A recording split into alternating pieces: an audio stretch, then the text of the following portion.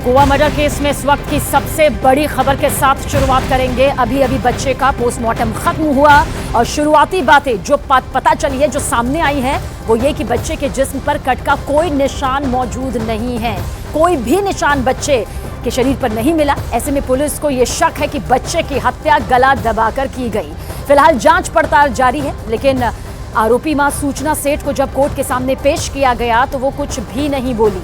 Court ने उसे 14 जनवरी तक फिलहाल पुलिस हिरासत में भेज दिया है, जहां लंबे सवालों का सामना उसे करना होगा। नंबर 1 चैनल, नंबर 1 शो कच्चा चिट्ठा, आपके साथ मैं हूं सबीना तामंग देशमुख।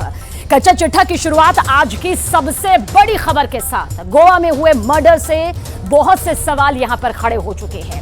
इस मर्डर को लेकर आरोपी सूचना सेठ से लगातार लंबी पूछताछ अब की जा रही है। जांच का दायरा भी बढ़ गया है। सबसे बड़ा सवाल यही है कि उसने अपने 4 साल के बेटे का मर्डर आखिर किया तो क्यों किया? क्योंकि जो मां बच्चे के लिए अपनी जान की बाजी लगाने से भी पीछे नहीं हटती, अपनी जान न्योछावर पल भर में कर देती है, आखिर वो अपने जिगर के टुकड़े की जान कैसे ले सकती है?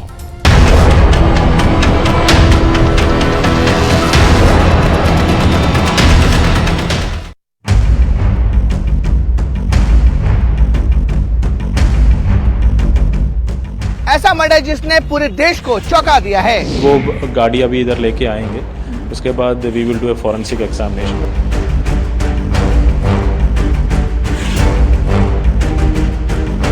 ऐसा मर्डर जिसने पुलिस को भी झकझोर कर रख दिया है। उस टाइम इमीडिएटली जब डाउट आया तो they inform the police station also.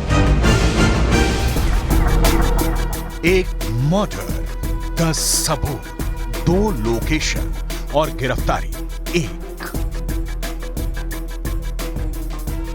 नाम ऐसा, रिश्ता ऐसा कि जिसने भी इस हाई प्रोफाइल मर्डर के बारे में सुना वो हैरान रह गया। ऐसा मर्डर जिसमें सबसे पवित्र रिश्ते यानी माँ और बच्चे के संबंध को तार तार कर दिया है। शॉर्ट स्टोरी ये है कि एक हाई प्रोफाइल माँ ने अपने 4 साल की मासूम से बेटे का मर्डर किया और फिर उसकी बॉडी को ठिकाने लगाने की साजिश भी रची।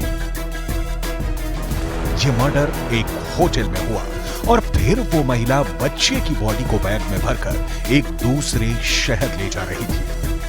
कत्ल एक 4 साल के बच्चे का हुआ है और इल्जाम उसकी मां पर है। आरोप मां पर है, वो गिरफ्तार है। अपने 4 साल के बेटे का कत्ल करते वक्त उस महिला के दिमाग में क्या था? मर्डर की वजह क्या थी? मर्डर के बाद उस मां ने कैसे बच्चे की बॉडी को बैग में डाला और इस मर्डर के सबूत मिटाने के लिए उसने क्या क्या किया? सवाल हजारों हैं। जिस मां पर मर्डर का इल्जाम है वो एक कंपनी की सीईओ है। जिस मां पर अपने बच्चे के कत्ल का इल्जाम है उसे देश की 100 प्रतिभाशाली महिलाओं की लिस्ट में शामिल किया जा चुका है। अपने ही बेटे की मर्डर की आरोपी ये महिला आर्टिफिशियल इंटेलिजेंस की एक्सपर्ट है, यानी एजुकेशन, उसका हाई प्रोफाइल करियर, उसकी शोहरत, इन सब को पीछे छोड़ते हुए दिलो दिमाग पर हैवानियत इस कदर चढ़ी कि महिला ने अपने 4 साल के बच्चे का कत्ल कर दिया। यही उस पर सबसे बड़ा इल्जाम है। इस हाई प्रोफाइल मर्डर के बारे में जानकर हर किसी के पास सवाल ही सवाल हैं कि अपने ही 4 साल के बच्चे का कत्ल एक मां क्यों करेगी? जिस महिला पे कत्ल का आरोप है वो एक कंपनी की सीईओ है। सीईओ यानी चीफ एग्जीक्यूटिव ऑफिसर। इस हाई प्रोफाइल मर्डर के बारे में जिसने भी सुना उसे जैसे शॉक लगा है। वो पूछ रहा है कि आखिर एक मां अपने बच्चे का कत्ल कैसे कर सकती है? आखिर एक मां अपने बच्चे की जान कैसे ले सकती है? आरोपी महिला का नाम है सूचना सेठ, उम्र 39 वर्ष, काम एक आईटी कंपनी की सीईओ। ये कंपनी बेंगलुरु में है। आरोप अपने 4 साल के बेटे की हत्या का है। कत्ल की लोकेशन गोवा का एक होटल। अपने 4 साल के बेटे का मर्डर करने की आरोपी सूचना सेठ तब गिरफ्तार की गई जब वो बच्चे के शव को टैक्सी में रखकर बेंगलुरु फरार हो रही थी। होटल के स्टाफ ने पुलिस को बताया कि 8 जनवरी को सूचना सेठ अपने कमरे से अकेले बाहर निकली और बेंगलुरु के लिए टैक्सी बुक करने को कहा। इस दौरान सूचना सेठ ने होटल के रिसेप्शन पर भी इंतजार किया। उसके साथ वो बैग था जिसमें उसके बेटे का शव था, लेकिन वो बहुत ही सामान्य दिखने की कोशिश करती रही। होटल स्टाफ ने महिला से कहा कि कैब का किराया ज्यादा होगा और उसे फ्लाइट से बेंगलुरु जाने की सलाह दी, लेकिन सूचना सेठ टैक्सी से ही जाने की जिद करती रही। आरोपी सूचना सेठ जैसे ही गोवा के होटल से चेकआउट करती है, वो होटल के स्टाफ से बेंगलोर जाने के लिए टैक्सी बुक करने के लिए कहती है। सूचना सेठ होटल के गेट के पास खड़ी रहती है। उस समय भी उसके पास वो बैग मौजूद रहता है जिस बैग में उसके 4 साल की बेटे की लाश रखी थी। इसके बाद होटल स्टाफ ने टैक्सी बुलाई। जब टैक्सी आई तो उसने लाश वाला बैग ड्राइवर की मदद से कार की डिक्की में रखा, ठीक आम लगेज की तरह से, जिससे सूचना अपना सामान लेकर बेंगलुरु रवाना हो गई। ऐसा एक माँ कर रही थी। ये जानकर अब ड्राइवर भी हैरान है, होटल का स्टाफ भी हैरान है। पुलिस को तो बड़ा झटका लगा ही है। पुलिस ने सीसीटीवी चेक किया, जिसमें सूचना अपने बेटे के साथ होटल में आती दिखती है। हालांकि चेकआउट के वक्त वो अकेली थी। इसी के बाद गोवा पुलिस हरकत में आई। सूचना सेठ ने अपने 4 साल के बच्चे का शव एक बैग में रखा हुआ था। पुलिस के मुताबिक वो शव को गोवा से बेंगलुरु लेकर ठिकाने लगाना चाहती थी। यानी बेटे का मर्डर करके लाश को ठिकाने लगाने वाला दिमाग भी एक माँ का ही था। इसी बात से सब हैरान हैं। Once she checked out the staff of the hotel, when they were cleaning the room, they found some red colored stains which is suspected to be blood. And there was another suspicion because when she came with the boy and she left, there was no boy. So immediately they informed the police station. The police station team under the leadership of PI Paresh immediately went to the hotel. सूचना सेठ बेटे की लाश को लेकर ही गोवा से बेंगलुरु जा रही थी, लेकिन पुलिस को इसकी खबर मिल गई और सूचना सेठ को गिरफ्तार कर लिया गया। उसके पास से बैग मिला जिसमें उसके ही बेटे का शव था। इस मामले में गोवा पुलिस को सीसीटीवी फुटेज भी मिले हैं जिसकी जांच चल रही है।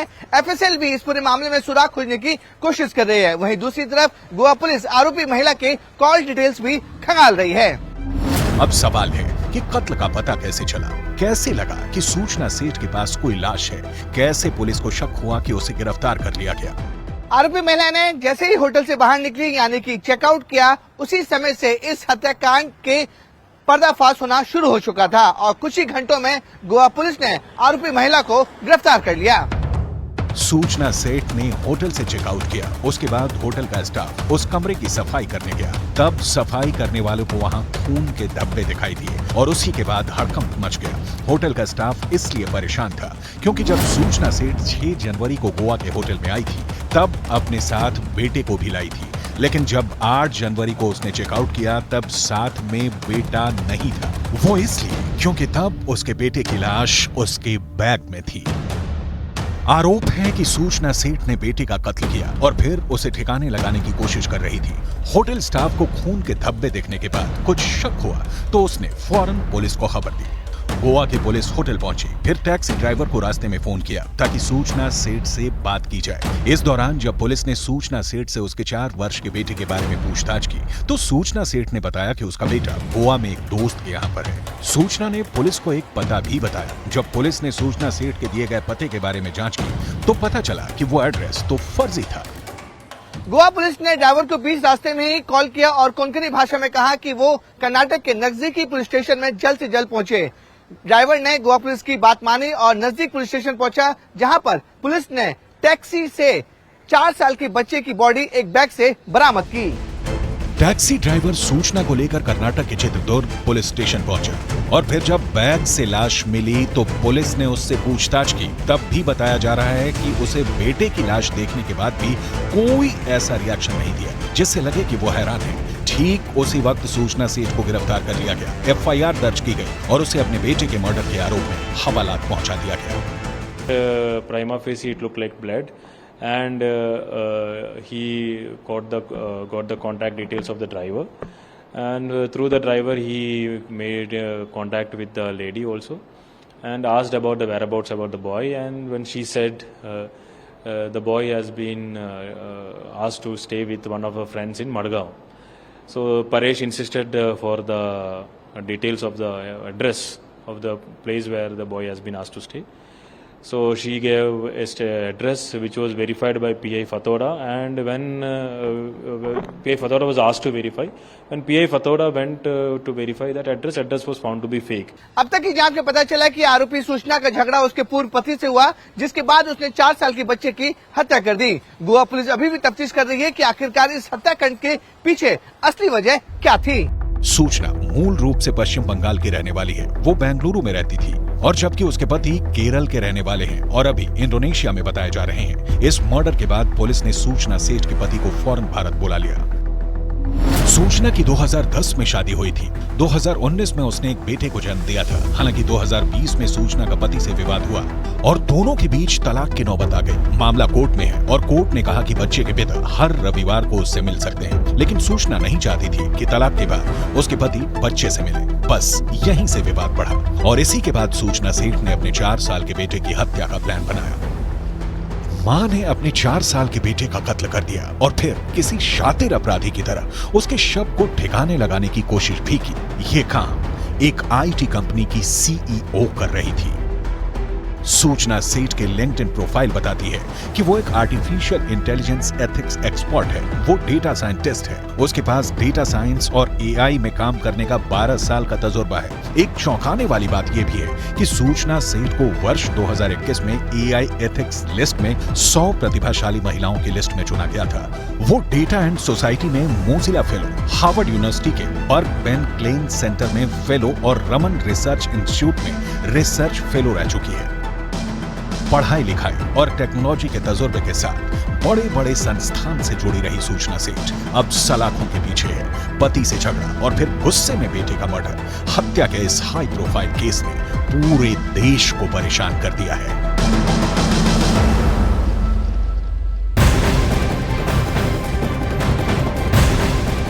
कच्चा चिट्ठा में बड़ी खबर चीन से सामने आ रही है। मालदीव के राष्ट्रपति बीजिंग पहुंच गए हैं। बीजिंग पहुंचकर गिड़गिड़ाए, मोजू चीन से मांगी माफी, पर्यटकों की भीख। पाकिस्तान और श्रीलंका की तरह चीन मालदीव को भी अपने कर्ज वाले जाल में फंसाने लगा है और उसके मोहरे बने हैं मालदीव के राष्ट्रपति मोहम्मद मुइज़ू।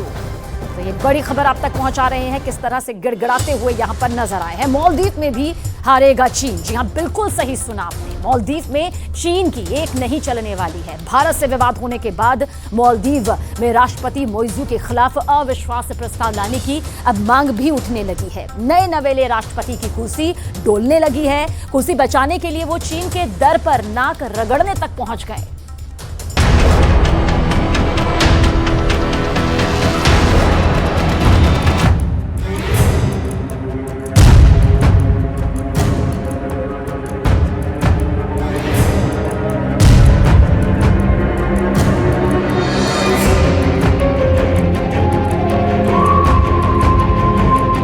कहते हैं जब गीदड़ की मौत आती है तो वो शहर की तरफ भागता है। सोशल मीडिया पर मालदीव के राष्ट्रपति मुइज़ू को लेकर यह मुहावरा ट्रेंड कर रहा है। भारत से विवाद के बाद मालदीव के राष्ट्रपति मुइज़ू चीन पहुंचे हुए हैं। वहीं मालदीव में उनके खिलाफ अविश्वास प्रस्ताव की तैयारी हो रही है। कुल मिलाकर भारत से विवाद के बाद अपने घर में घिर गए हैं मालदीव के राष्ट्रपति। प्रधानमंत्री नरेंद्र मोदी पर अपमानजनक टिप्पणी करना मालदीव की सरकार को काफी भारी पड़ता नजर आ रहा है।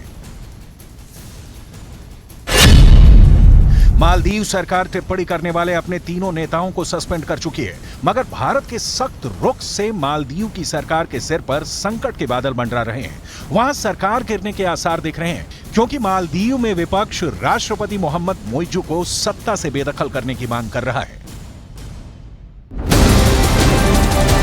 मालदीव के सांसद अली अजीम ने सोशल मीडिया प्लेटफॉर्म एक्स पर सरेआम सरकार के खिलाफ अविश्वास प्रस्ताव लाने की मांग की है।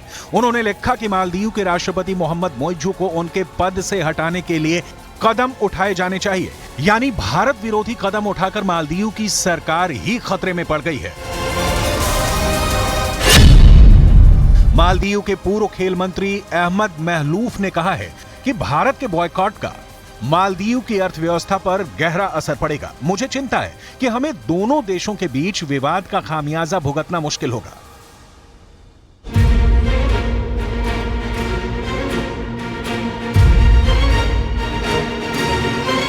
इसकी वजह विवाद के बाद से 2 दशक में ऐसा पहली बार हुआ है जब लक्षद्वीप को गूगल पर सबसे ज्यादा सर्च किया गया है। सोशल मीडिया पर लक्षद्वीप पूरी दुनिया में ट्रेंड कर रहा है। प्रधानमंत्री मोदी के लक्षद्वीप जाने के बाद पूरी दुनिया में लोग लक्षद्वीप को सर्च कर रहे हैं।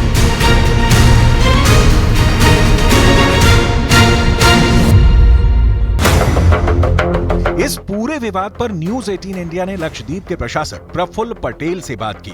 उन्होंने लक्षद्वीप का दौरा करने के लिए प्रधानमंत्री की जमकर तारीफ तो की ही, ये भी कहा कि लक्षद्वीप पर्यटकों का स्वागत करने के लिए तैयार है।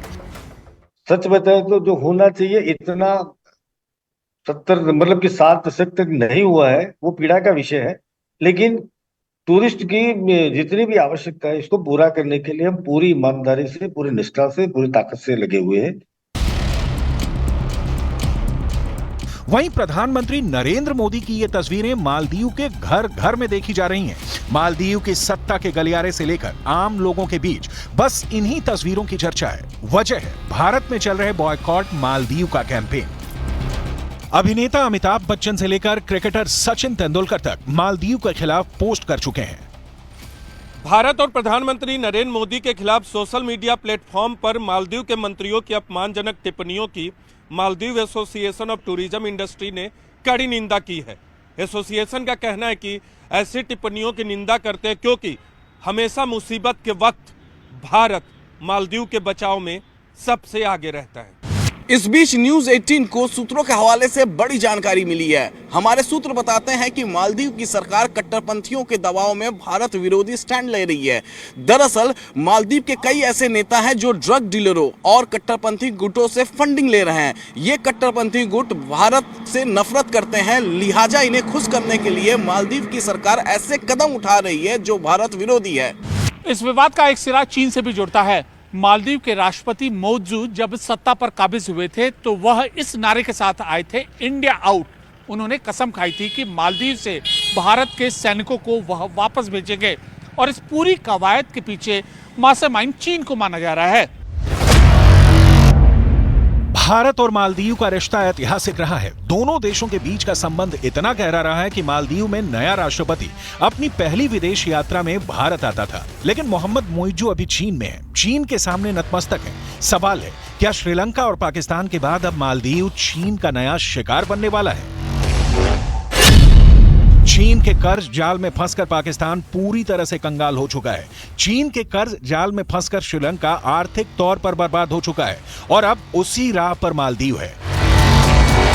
कर्ज का दाना फेंककर कैसे मालदीव को भी ड्रैगन अपने खूनी जबड़े में फंसाने की तैयारी में है, इसका कच्चा चिट्ठा हम आगे खोलेंगे। उससे पहले आइए ये जानते हैं कि कैसे मालदीव में कट्टरपंथियों का दबदबा बढ़ता जा रहा है। न्यूज 18 की इन्वेस्टिगेशन में मालदीव के बारे में बड़ा पर्दाफाश हुआ है। खुफिया रिपोर्ट्स के मुताबिक मालदीव की बनी नई सरकार और यहाँ के राष्ट्रपति कट्टरपंथियों के हाथों की कठपुतली बन चुके हैं और बैकडोर से सरकार पर पूरा कंट्रोल इन्हीं कट्टरपंथियों का है। यह रिपोर्ट सामने आई है कि मालदीव के राष्ट्रपति ने कट्टरपंथी संगठनों से ये वादा किया था कि वो हर हाल में भारत को मालदीव से आउट करके ही दम लेंगे और इसी एजेंडे को पूरा करने के लिए मालदीव की जेलों के जरिए आतंकियों और ड्रग तस्करों का नेटवर्क मजबूत किया गया है। अब जो जानकारी आप तक पहुंचाने जा रहे हैं वो बेहद खास है, बहुत अहम जानकारी। न्यूज 18 इंडिया को सूत्रों से मालूम चला है कि बीते कुछ साल में बड़ी तादाद में, बड़ी संख्या में मालदीव से युवा सीरिया में आतंकी संगठन ISIS में शामिल हो रहे हैं। इतना ही नहीं, कट्टरपंथियों के गुट मालदीव के राजनीतिक दलों को पैसे तक पहुंचाते हैं और साथ ही साथ मालदीव के राष्ट्रपति मोहम्मद मोइजू के इन कट्टरपंथियों से रिश्ते भी हैं। यह बहुत बड़ा खुलासा है सूत्रों के हवाले से और इस वजह से वहां की सरकार उन कट्टरपंथियों के इशारे पर काम भी कर रही है। आगे बढ़ते हैं। ये कट्टरपंथी मालदीव को एक कट्टर मुस्लिम देश बनाना चाहते हैं, इसलिए वो भारत के खिलाफ खड़े हैं, जबकि भारत और मालदीव की दोस्ती काफी पुरानी रही है। मालदीव के अंदर एंटी इंडिया प्रोपेगेंडा और वहां आतंक को बढ़ाने में चीन का भी हाथ बताया जा रहा है, क्योंकि दुनिया जानती है कि चीन के उकसावे पर मालदीव के मंत्रियों ने भारत विरोधी ट्वीट किया और जब मालदीव को लगा कि उनका दांव उल्टा पड़ गया है तो मालदीव के राष्ट्रपति मोहम्मद मोइजू सीधे चीन के पैरों में नाक रगड़ने के लिए पहुंच गए हैं। पिछले कुछ वर्षों में मालदीव ने चीन से भारी कर्ज लिया है। आंकड़ों के मुताबिक फिलहाल मालदीव की GDP का करीब 6.5 बिलियन अमेरिकी डॉलर है। जबकि मालदीव के बजट का करीब 10% हिस्सा चीन का कर्ज चुकाने में चला जाता है। भविष्य में अगर कर्ज समय पर नहीं वापस हुए तो मालदीव के आइलैंड भी चीन के हाथों में जा सकते हैं। वहीं 2023 में मालदीव आने वाले चीनी पर्यटकों की तादाद में अचानक से तेजी देखने को मिली है। 2022 में मालदीव पहुंचने वाले टूरिस्टों में चाइनीज 27वें नंबर पर थे, जो 2023 में अचानक से तीसरे नंबर पर पहुंच गए हैं। चीन हमेशा जिनके साथ डील करता है उन्हें बर्बाद करके छोड़ता है। भारत के साथ तनाव का चीन पूरा फायदा उठाना चाहता है, इसलिए मोइजू के समर्थन में चीन ने उनकी यात्रा को मालदीव के हितों से जुड़ा बताया है। लेकिन पूरी दुनिया जानती है कि अगर भारत के लोगों ने मालदीव से मुंह मोड़ लिया तो उसका बैंड बच जाएगा। मालदीव की अर्थव्यवस्था में पर्यटन की हिस्सेदारी बहुत अधिक है। वहां जीडीपी का करीब 28% हिस्सा टूरिज्म का है और आंकड़े बताते हैं कि मालदीव की सैर करने के लिए सबसे अधिक सैलानी भारत से ही जाते हैं।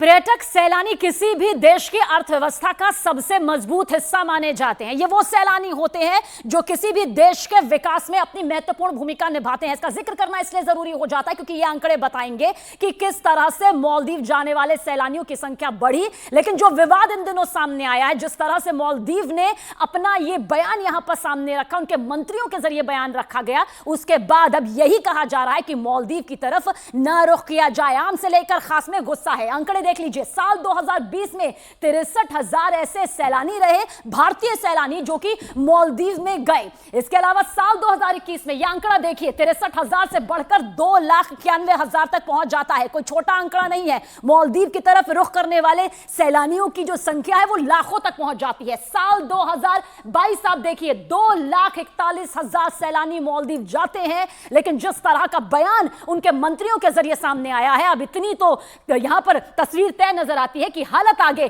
खस्ता हो सकती है। अब साल 2023 यानी कि जो गया हुआ साल है, उसमें देखिए 2,09,198 जो सैलानी हैं वो मालदीव की तरफ रुख करते हैं भारत की तरफ से।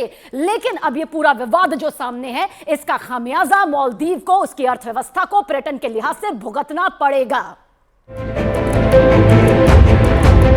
ऐसे में अगर भारत मुंह फेरता है या भारत के लोग यहां जाना बंद कर दें तो मालदीव में आर्थिक संकट गहरा हो जाएगा। इसका मालदीव को आर्थिक तौर पर भारी नुकसान उठाना पड़ेगा। रही बात भारत के साथ मालदीव के व्यापार की, तो साल 2023 में भारत ने मालदीव से जहां 41.02 करोड़ डॉलर का निर्यात किया था, वहीं 61.9 लाख डॉलर का आयात किया था।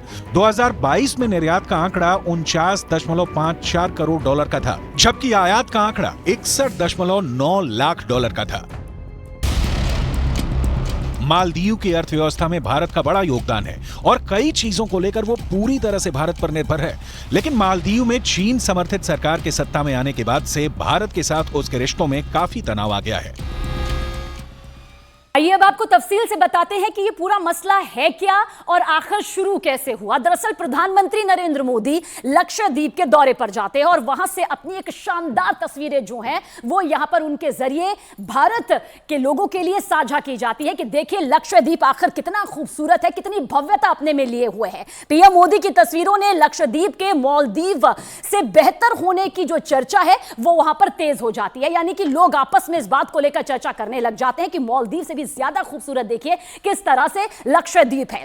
मंत्री मरियम शूना ने प्रधानमंत्री नरेंद्र मोदी पर आपत्तिजनक इस तस्वीर को देखने के बाद वो कर देती है, उनकी तरफ से ट्वीट आता है, जिसके बाद घमासान यहां पर मच जाता है। और मंत्री मालशा शरीफ ने भी प्रधानमंत्री नरेंद्र मोदी पर अपमानजनक पोस्ट यहां पर उनके जरिए भी कर दिया जाता है। मंत्री अब्दुल्ला मेजूम माजिद ने भी भारत का मजाक इस तस्वीर के सामने आने के बाद उड़ाया, जिसके बाद यह पूरा विवाद पूरी तरह से यहां पर फैल जाता है। और देखिए भारत की तरफ से कदम जो उठाए जाते हैं उसके बाद मालदीव जो है वो यहां पर झुका नजर आता है। अपने तीनों ही डिप्टी मंत्रियों को उनके जरिए बर्खास्त कर दिया जाता है, निष्कासित कर दिया जाता है।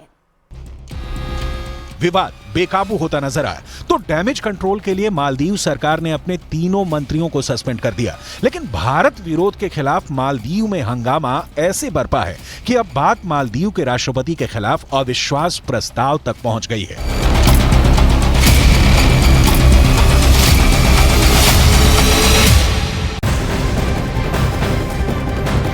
और कच्चा चिट्ठा में इस वक्त की बड़ी खबर इजराइल से आ रही है। अमेरिका को ये खौफ है कि अब युद्ध पूरे पश्चिम एशिया में फैल सकता है और इसी को लेकर अमेरिका के विदेश मंत्री एंटनी ब्लिंकन ने इजराइल के रक्षा मंत्री योव गैलेंट से मुलाकात भी की। इजराइल की राजधानी तेल अवीव में हुई मुलाकात के दौरान ब्लिंकन ने कहा कि अब जरूरत है कि इस युद्ध का दायरा ना बढ़े और जल्द से जल्द इसका समाधान भी निकाला जाए। साफ है कि अमेरिका बहुत ज्यादा इस वक्त दबाव में है। और इस बीच नेतन्याहू के ऑपरेशन खल्लास ने हमास से हिजबुल्लाह तक हड़कंप मचा दिया। नेतन्याहू की टारगेट लिस्ट में 10 कमांडर्स के नाम शामिल हैं, जिसमें कई मारे भी जा चुके हैं। और सबसे बड़ी बात यह है कि इस लिस्ट को लेकर ईरान ने मुंह तोड़ जवाब देने का फैसला भी कर लिया है।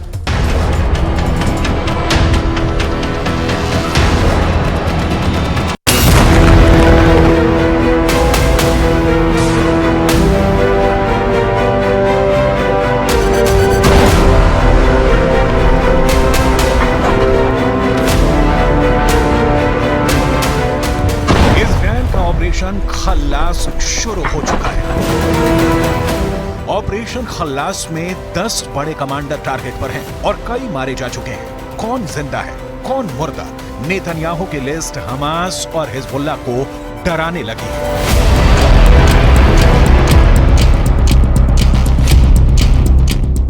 सबसे बड़ा नाम नसरल्लाह, हिजबुल्लाह का कमांडर मुस्तफा बद्रुद्दीन, हिजबुल्लाह का विसम अल ताबिर, ईरान का जनरल कासिम सुलेमानी, जिसकी हत्या 2020 में ही अमेरिका के ड्रोन हमले में की जा चुकी है, हिजबुल्लाह का कमांडर इमाद मुगरिया। इजराइल ने इमाद को 2008 में मार डाला था। सालेह अल अरूरी, हमास के डिप्टी चीफ को इजराइल ने हाल ही में खत्म कर दिया। हमास चीफ इस्माइल हानिया बाकी है।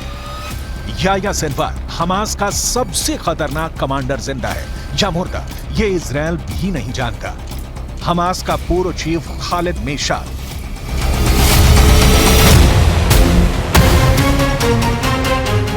ऐसे 10 बड़े चेहरे हैं जिसे नेतन्याहू इजराइल के लिए सबसे बड़ी मुश्किल मानते हैं और उन्हें खत्म कर देना चाहते हैं। इन 10 शहरों में वो आधे का सफाया भी कर चुके हैं, लेकिन बचे हुए लीडर और कमांडर ने इजराइल की नाक में दम कर रखा है। इस युद्ध में भी हिजबुल्लाह चीफ हसन नसरल्लाह हो या फिर हमास के पॉलिटिकल लीडर इस्माइल हानिया, सब कुछ इन्हीं के इशारे पर हो रहा है। यही वजह है कि इजराइल की सेना गाजा से लेकर लेबनान तक ऑपरेशन को और तेज कर दिया है। तारीख 3 जनवरी 2023, जगह लेबनान की राजधानी बेरूत। हमास के डिप्टी लीडर सालेह अल अरूरी की बेरूत में ही ड्रोन स्ट्राइक में मौत हुई है। तारीख 8 जनवरी 2023, जगह दक्षिणी लेबनान। मारा गया हिजबुल्लाह का बड़ा कमांडर विसम अल ताबिर। इसकी भी इजराइल के एयर स्ट्राइक में मौत हो चुकी है। कुल मिलाकर नेतन्याहू का ऑपरेशन खल्लास तेज हो गया है।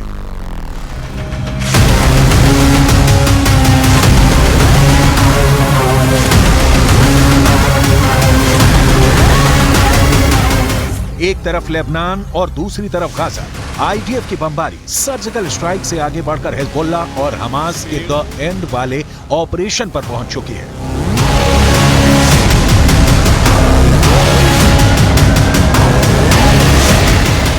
गाजा से लेकर लेबनान तक इजराइल अपने दुश्मनों को चुन चुन कर मार रहा है।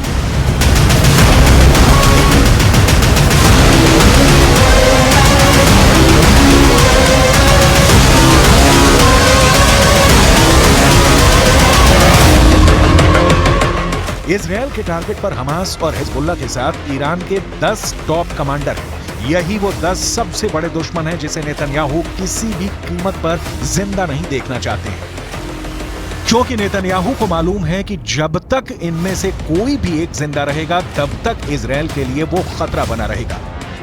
हमास और हिजबुल्लाह के टॉप कमांडर्स को इजराइल की मोसाद, खुफिया एजेंसी और उसकी सेना बहुत शिद्दत से तलाश रही है। इजराइल ने युद्ध का दायरा गाजा से लेकर लेबनान तक पहुंचा दिया है। ऑपरेशन बड़े पैमाने पर चल रहा है। सबसे लेटेस्ट शिकार बना है हिजबुल्लाह का वो कमांडर जिसे लेबनान में कासिम सुलेमानी का खास माना जाता है। कमांडर विसम अल ताविल को इजरायल ने एयर स्ट्राइक में मार डाला है।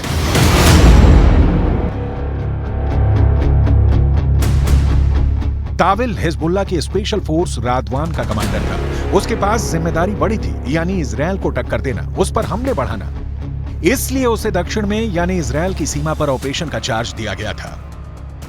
हिजबुल्लाह का कमांडर विसम अल ताविल एक कार में सवार था। वो बहुत खुफिया तरीके से एक लोकेशन पर जा रहा था, तभी इजरायल ने उस पर एयर स्ट्राइक की। 7 अक्टूबर को शुरू हुए युद्ध से लेकर अब तक हिजबुल्लाह के करीब 130 लड़ाके मारे जा चुके हैं, जबकि विसम अल ताविल की मौत ने नसरल्लाह को बड़ा झटका दिया है। दक्षिण लेबनान यानी इजरायल के बॉर्डर पर हिजबुल्लाह की लड़ाकों की कमर टूट गई है, क्योंकि ये बात नसरल्लाह बहुत अच्छी तरह से जानते हैं कि विसम अल ताविल की तरह उन्हें दूसरा कमांडर मिलना मुश्किल है। इस वक्त जब हमास के साथ ही इजरायल की सेना हिजबुल्लाह से भी युद्ध कर रही है, तब उनके लिए विसम अल ताविल जैसे कमांडर बहुत जरूरी बन गए हैं। विसम अल ताविल को दक्षिण लेबनान के बॉर्डर पर लंबे वक्त से तैनात किया गया था। उसे यहां का चप्पा चप्पा मालूम था। वो जानता था कि इस मोर्चे पर इजरायल को कैसे हराया जा सकता है। ताविल की तस्वीर हसन नसरल्लाह के साथ भी है। ताविल की फोटो कासिम सुलेमानी के साथ भी है। हिजबुल्लाह चीफ हसन नसरल्लाह अपने इस कमांडर पर कितना भरोसा करता है, उसे आप इस तस्वीर से समझ सकते हैं। नसरल्लाह दक्षिणी लेबनान में युद्ध से जुड़ी जानकारी सीधे विसम अल ताविल से लेता था। ताविल पर ना सिर्फ हिजबुल्लाह चीफ का भरोसा था, बल्कि हर उस शख्स से था जिसका वास्ता कहीं ना कहीं हिजबुल्लाह है। और इस वक्त इजरायल के टारगेट पर हिजबुल्लाह का हर ठिकाना है।